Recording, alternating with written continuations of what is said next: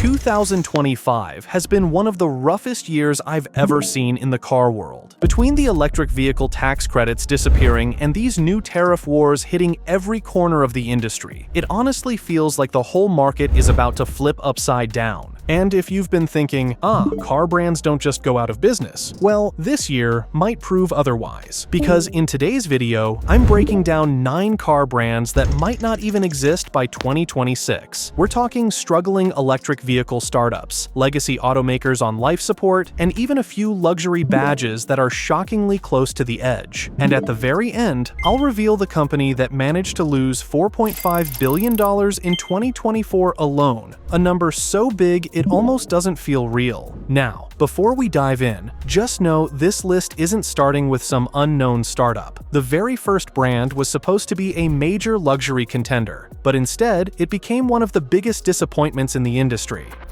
Infiniti, the luxury brand that forgot to evolve. You know, it still blows my mind that Infiniti and Lexus launched in the exact same year, same starting line, but somehow Lexus sprinted ahead, and Infiniti basically stopped for a nap at mile 2. For years, Infiniti felt like that friend who could have been incredibly successful if they ever actually updated their resume, and 2024 proved it. The brand dropped to just 57,000 US sales, which is a massive fall from the 250,000 units they were moving a decade ago. Even their own dealerships couldn't pretend everything was fine. Some stores reported losing up to $2 million last year. That's not a bad year. That's a fire alarm. And instead of fighting back with new models, Infiniti pulled the plug on the QX50, which was their second best seller. The QX55? Gone too. Although, let's be honest, nobody is shedding tears over that one. Their big idea is a new coupe-style crossover, the QX65. But even Infiniti dealers are quietly jumping ship to Nissan. When your own retailers don't believe in the comeback story, that's a problem. Financially, this is the classic luxury trap. Steep depreciation, shrinking warranties, collapsing demand, and now fewer dealers willing to service the cars that are still out there. Not exactly confidence-boosting if you're shopping used. Genesis, a rising star crushed by tariffs.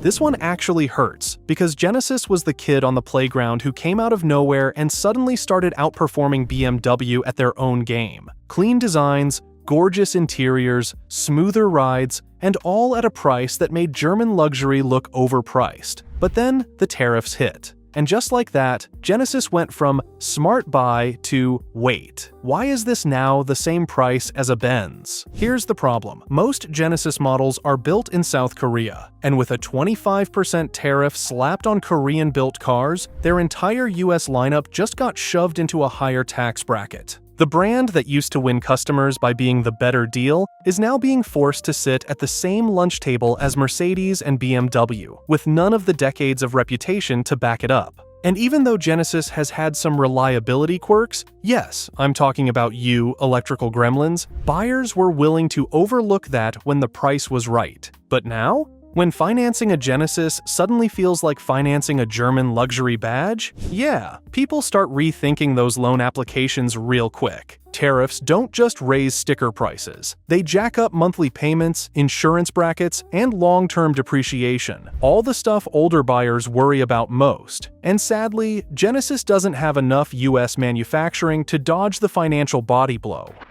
Mitsubishi, the pioneer that ran out of pioneering ideas.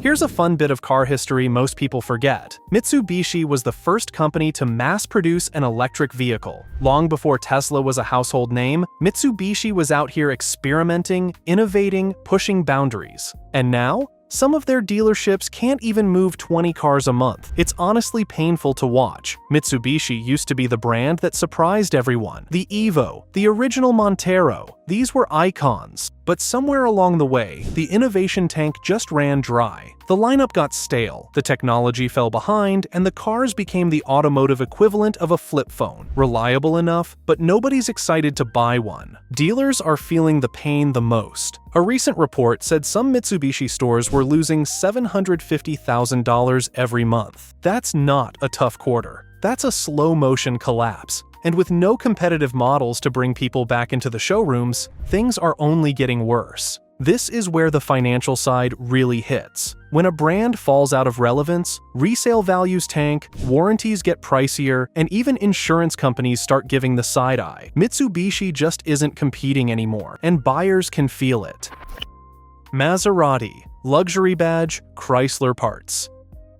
Nothing kills a $100,000 luxury car faster than a set of $15 plastic switches borrowed from Chrysler. And unfortunately, that's been Maserati's vibe for way too long. It's wild. This is a brand that used to define Italian cool. The noise, the styling, the badge. Maserati had all the ingredients to stay iconic. But somewhere along the way, they got stuck in the past, and the numbers prove it. Global sales dropped 57% last year. That's not a dip. That's a nosedive. Part of the problem is simple. They stopped making new cars. The original Gran Turismo went 12 years without a major update. The Levante SUV finally arrived, only to fizzle out after a couple of years. And the newer Grecale? Good looking, sure, but nowhere near the sales hit they were hoping for. Meanwhile, using Chrysler parts underneath a luxury price tag didn't exactly help the reputation. Buyers talk, mechanics talk, and when a car is this pricey, reliability rumors spread fast. That drives down resale value, drives up repair costs, and makes depreciation one of the scariest in the luxury segment. And now, the rumor mill says Stellantis is considering selling Maserati, along with Alfa Romeo, to Dongfeng.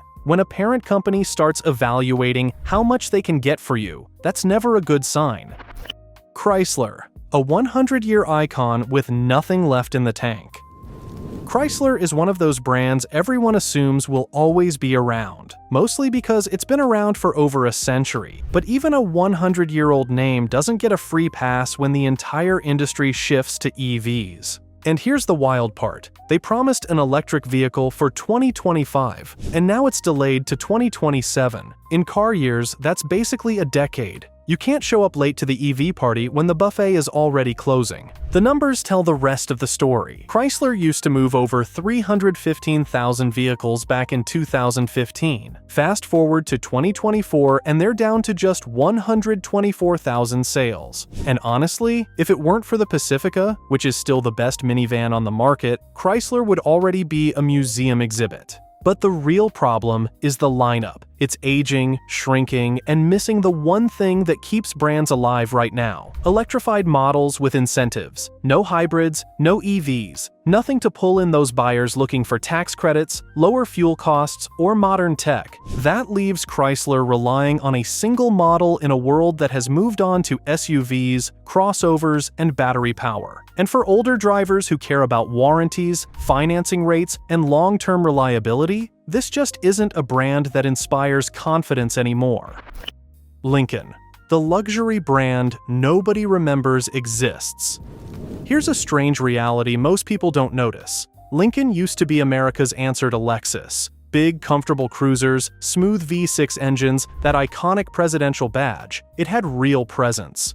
But over the past decade, the brand has slowly faded into the background, almost like it forgot to tell anyone it was still making cars. And the numbers make that painfully clear. Lincoln sold 112,000 vehicles back in 2019. By 2024, they barely moved 82,000 units, which is shocking for a luxury brand with the full backing of Ford. Even their newer SUVs, the Corsair, Nautilus, and Aviator, haven't done enough to turn things around. Dealers are feeling it too. Many Lincoln showrooms have quietly merged into Ford stores just to survive. Some have shut down entirely. And when your dealerships no longer want to carry your cars, that's usually the beginning of the end. Then there's the product lineup itself. Lincoln discontinued most of its sedans, never launched a competitive electric model, and has been slow to innovate. While Lexus, BMW, and even Cadillac are pumping out new electric vehicles, Lincoln is still trying to redesign old SUVs that buyers just aren't excited about anymore. Without fresh technology or a clear EV roadmap, the brand has become dangerously stagnant, and stagnation kills resale value fast. Older buyers, who used to be Lincoln's bread and butter, are now choosing Lexus and Acura because they offer better reliability, better warranties, and better long-term costs. That leaves Lincoln stuck in a shrinking market with rising expenses and declining brand relevance.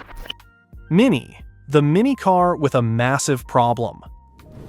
There was a time when Mini was everywhere. College campuses, downtown streets, every trendy neighborhood had at least a dozen of them. The little British hatchback had its own charm, quirky styling, go-kart handling, and a personality that no SUV could match. But trends fade, and sadly, Mini has faded faster than anyone expected. In 2013, Mini sold over 66,000 cars in the United States. By 2024, that number fell below 30,000 units, which is a massive red flag for such a small lineup. Even worse, the brand hasn't offered anything truly new in years. The Cooper, the Countryman, the slightly bigger Countryman. That's pretty much it. And in a market where buyers want hybrids, EVs, and crossovers with actual space, Mini is playing a game it just can't win. Then there's the reliability problem. Mini vehicles are known for being fun, yes, but they're also infamous for expensive repairs and steep depreciation, especially once the warranty ends. That scares off the older buyers who used to see Mini as a stylish second car. And younger buyers? They're not interested in hatchbacks anymore. They want SUVs that can handle road trips, pets, kids, Costco runs, all the stuff Mini isn't designed for. And as if that wasn't enough, there's the tariff issue. Several upcoming Mini EVs are built in China, which means they're about to face massive price hikes in the US. Once those tariffs kick in, Mini goes from quirky and overpriced to quirky and completely unaffordable. Not a great business model. Alfa Romeo, the Italian brand running out of second chances. Alfa Romeo is one of those brands people want to fall in love with. The styling is gorgeous, the engines sound incredible, and driving one feels like taking a little slice of Italy out onto the highway. It drives like a dream, and then it brakes like a toy. And that's the entire problem. In the first half of 2025, Alfa managed to sell just 3,164 cars in the entire United States. To put that in perspective, some dealerships from other brands sell more cars than that in a month. Alfa Romeo has 3 models in the US: the Giulia, the Stelvio, and the Tonale, and all 3 are losing ground fast. Sales are down 32%, 28%, and 40% respectively. But the numbers aren't the real issue. The real issue is the reputation. Years of engine problems, electrical failures, and dealership nightmares have completely destroyed consumer confidence. People love the way Alfas drive, but nobody wants a sports sedan that spends more time in the shop than in their driveway. Luxury buyers will happily pay extra for performance. They won't pay extra for reliability roulette.